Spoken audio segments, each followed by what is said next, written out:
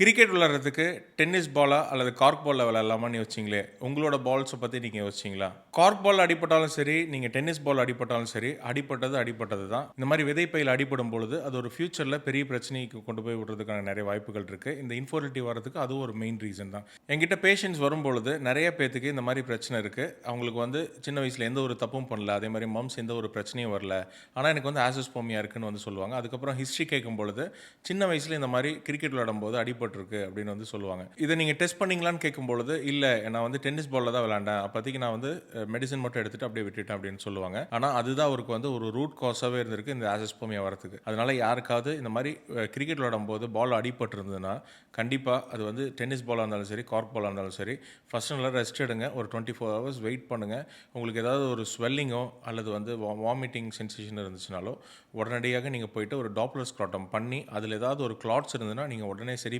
பண்ணிக்கிறது நல்லது.